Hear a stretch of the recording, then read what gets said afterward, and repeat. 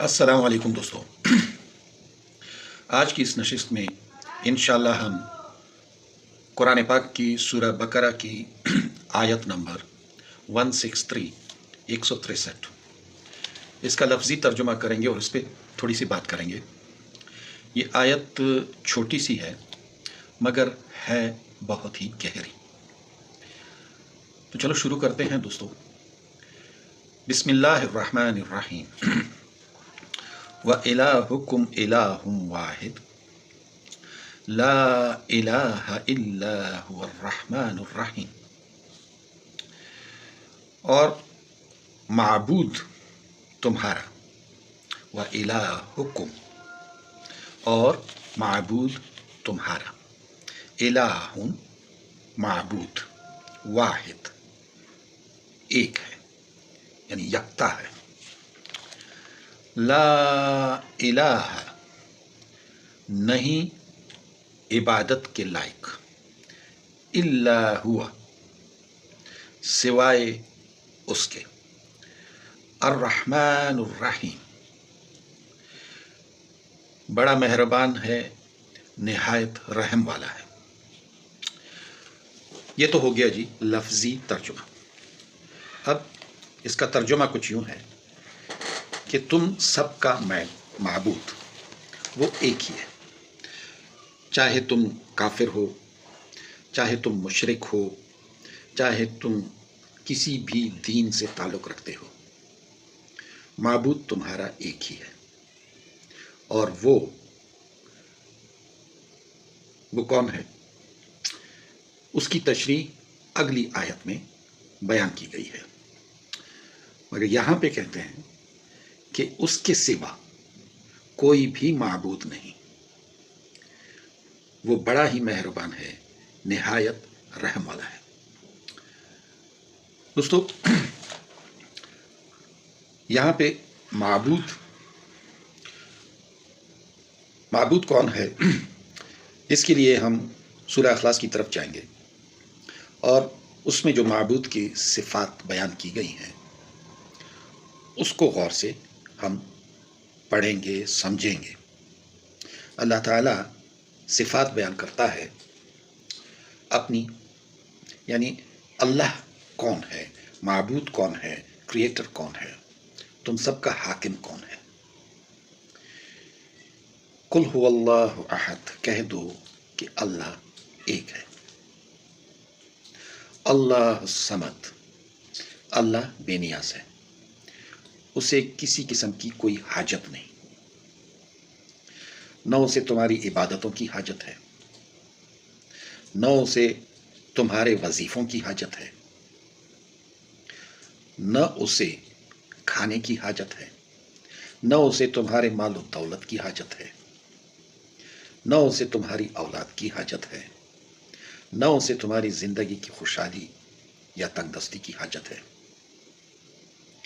نہ اس پہ کوئی موسمی اثرات آتے ہیں، نہ وہ بیمار ہوتا ہے، نہ وہ نیند اس کو آتی ہے، نہ اسے کوئی غفلت آتی ہے جیسے اونگ آ جاتی ہے۔ وہ ہر دم مستعد ہے، وہ ہر اپنے پیدا کرنے والی چیز اور اس تمام نظام کا وہ چلانے والا اور اس کی طرف سے غفلت نہ برتنے والا، ہمیشہ مستعد، ہمیشہ قائم، ہمیشہ دائم۔ یہ صمد بالکل بے نیاز ہے۔ لم یلد ولم یولد، نہ وہ، نہ اس کی کوئی اولاد اور نہ وہ کسی کی اولاد۔ وَلَمْ يَكُنْ لَهُ كُفُوًا أَحَدٌ، یعنی اگر کسی نے اپنے ہاتھوں سے کسی کو بنایا ہے تو وہ معبود تو نہیں ہوا۔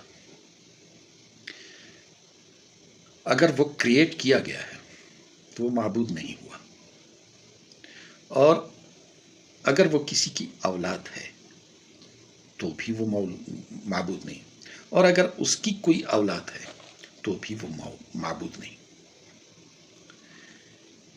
یہ بڑا ہی اسپیشل स्पेशल हस्ती है जिसका न कोई रंग है, न कोई उसका इंसानी वजूद की तरह कोई ठोस वजूद है, न ही वो साया रखता है, न ही वो हमें इस दुनिया में विजिबल है, दिखाई नहीं देता।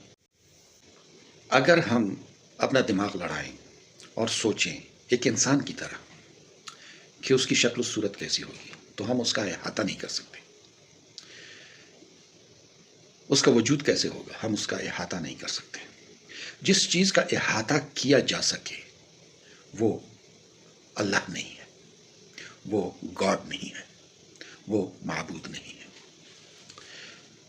इसी तरह उसकी कोई हमसरी नहीं कर सकता, उसकी कोई बराबरी नहीं कर सकता, न इल्म में, न वजूद में, न मुस्तअदी में, न ही हिकमत में, और न ही किसी चीज़ के पैदा करने की सलाहियत में।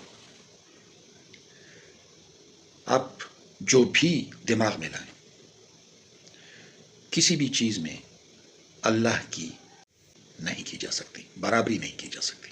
और अगर बराबरी की जा सके तो फिर वो अल्लाह नहीं है, फिर वो माबूद नहीं है। यही समझाने के लिए अल्लाह ताला ने 1 लाख कमोबेश 1,24,000 अंबिया कराम भेजे कि ये इंसान मुझे पहचान ले। हम साइंसी तजुर्बे करते रहते हैं, इस चीज़ में हम उलझे हुए हैं कि ये दुनिया कैसे वजूद में आई, ये इंसान कैसे वजूद में आया, और मरने के बाद क्या होने वाला है। अगरचे उस माबूद ने सब कुछ हमें समझा दिया है।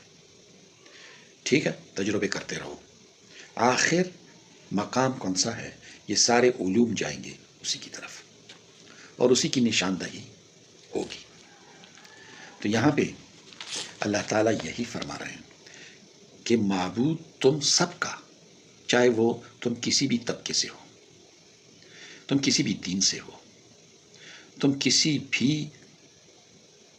जो मखलूक हैं अल्लाह ताला की, तुम किसी भी मखलूक से ताल्लुक़ रखते हो, तुम जिन्नात में से हो, तुम इंसानों में से हो, तुम हैवानों में से हो, या तुम हशरात में से हो, जो भी हो, तुम ठोस पहाड़ों में से हो, तुम चांद सितारों में से हो, माबूद तुम्हारा वही एक ही है जिसे अल्लाह कहते हैं। उसके सिवा कोई माबूद नहीं, और वही है जो बड़ा मेहरबान है, निहायत रहम वाला है। वो तुम्हारी गलतियां भी माफ़ करता है, तुम पे रहम भी करता है, अजाब भी लाता है मगर तुम लोगों की रहनुमाई के लिए, तुम्हें मुश्किलात में भी डालता है मगर फिर आसानियां भी पैदा कर लेता है। दोस्तों, आज यहाँ कल इसी आयत की तशरीह जो अल्लाह ताला कुरान पाक में कर रहा है, वो हम उसका जिक्र करेंगे, उस पर बात करेंगे। कल तक के लिए इजाज़त, अल्लाह हाफ़िज़।